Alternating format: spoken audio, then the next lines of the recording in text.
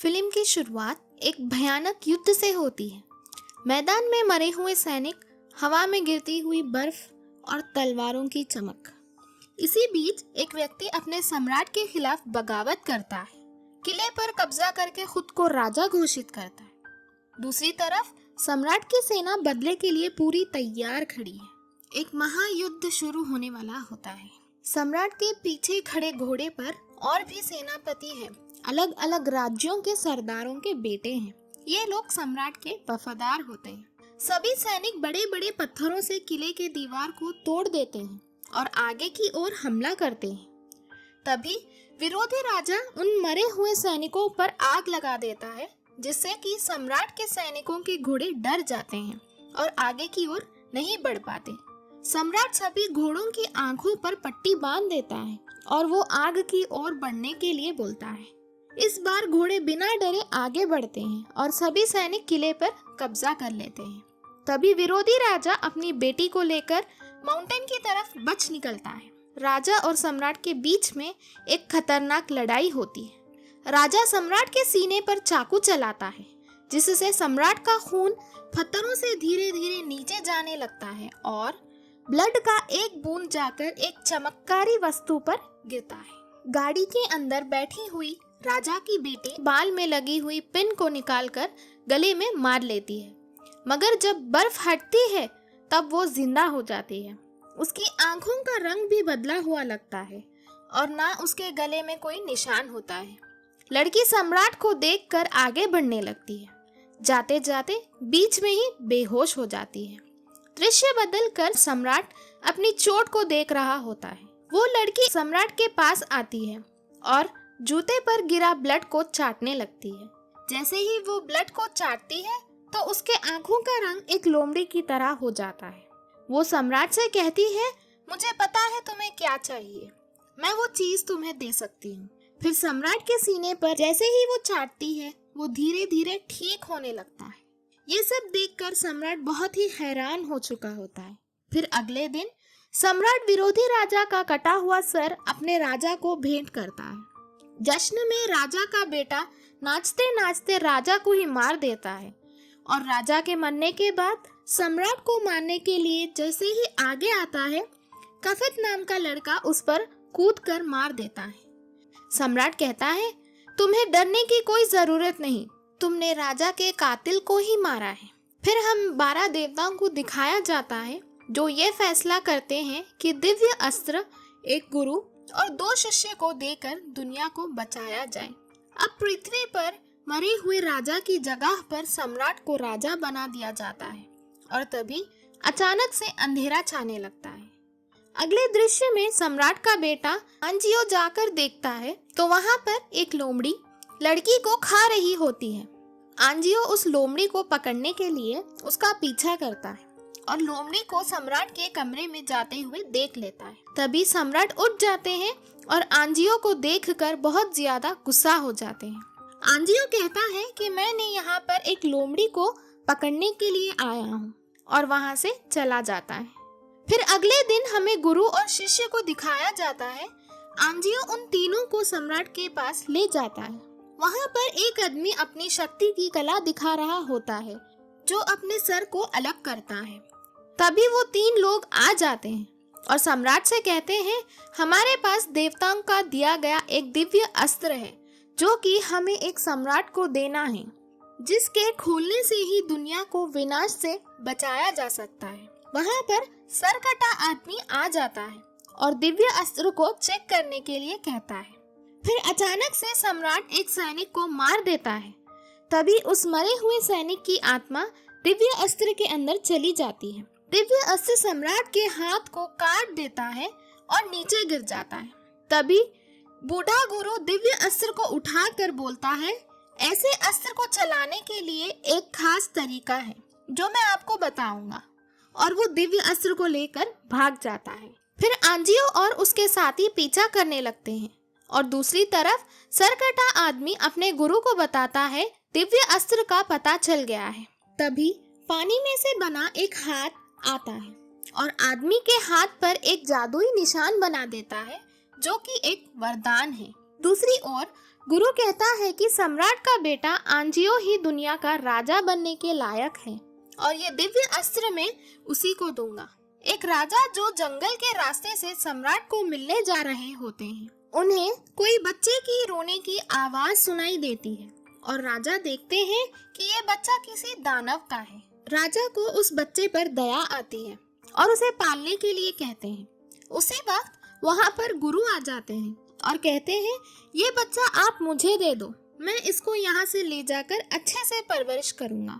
शिष्य उन बच्चों को लेकर ऊपर उड़ जाता है। राजा गुरु से पूछता है कि पृथ्वी पर कुछ बहुत ही बुरा होने वाला होता है।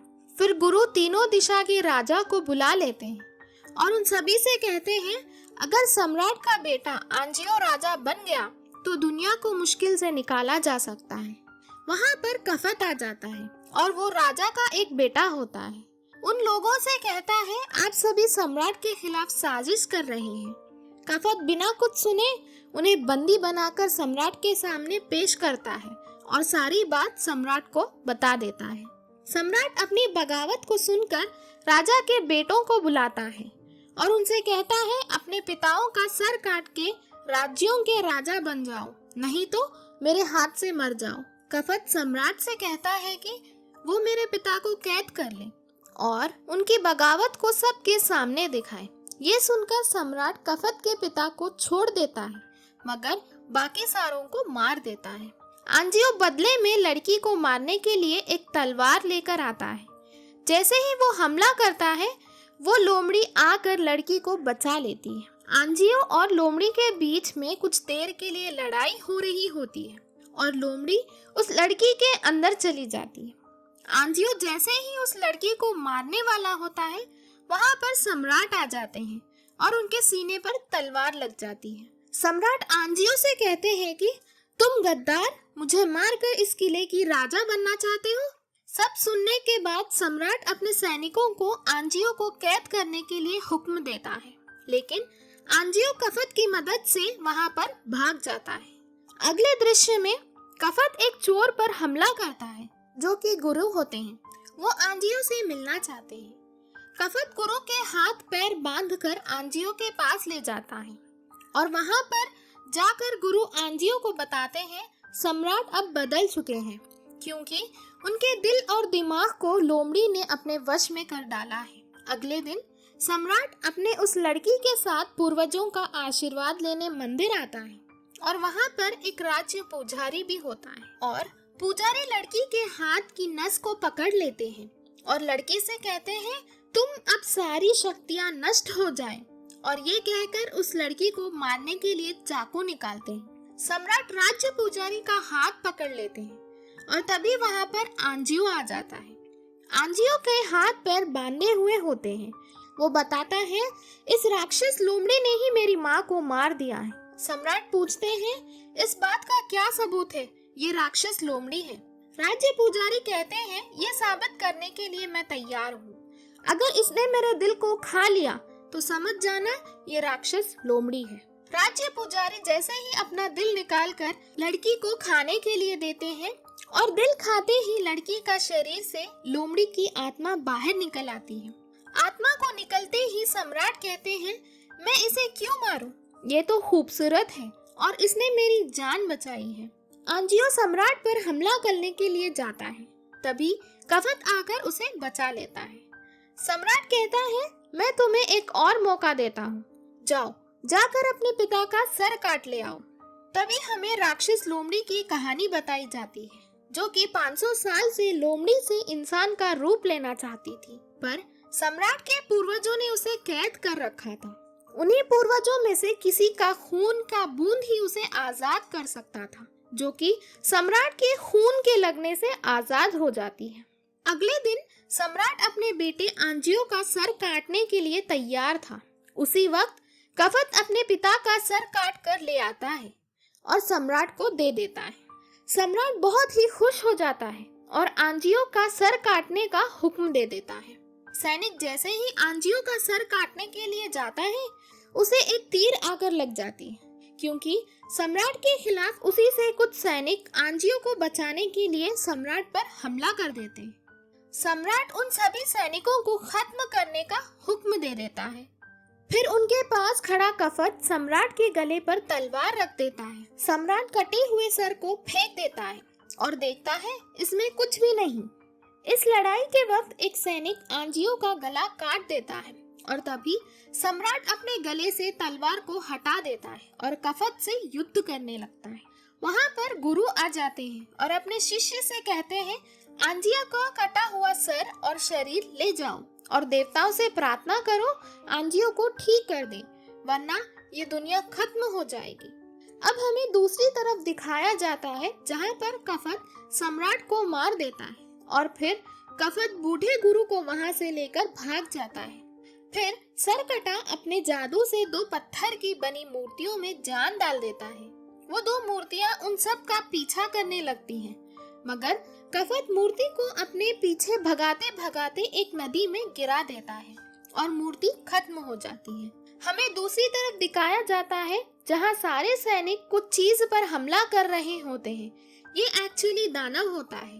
वो राजा को उठाकर अपने साथ ले जाता है। सैनिक उस दानव पर तीर चलाते हैं, मगर उन सब तीरों को जला देता है। राजा उससे पूछता है, तुम कौन हो? दानव बोलता है, तुमने मुझे नहीं पहचाना? तभी राजा को याद आता है कि वो वही बच्चा है जो उसे जंगल में मिला था और कफत को उसका घोड़ा उसे उठाकर घर ले आता है। हम देखते हैं कि वो लड़की सम्राट के पास भाग कर आती है। फिर लड़की के अंदर से लोमड़ी की आत्मा बाहर निकल आती है, जो कि सम्राट के जख्मों को चाटने लगती। फिर धीरे से सम्राट को दिखाया जाता है, जो कि होश में आ जाता है। इसी के साथ ये मूवी यहाँ पर एंड हो जाती है। पार्ट 2 के लिए जरूर कमेंट करें।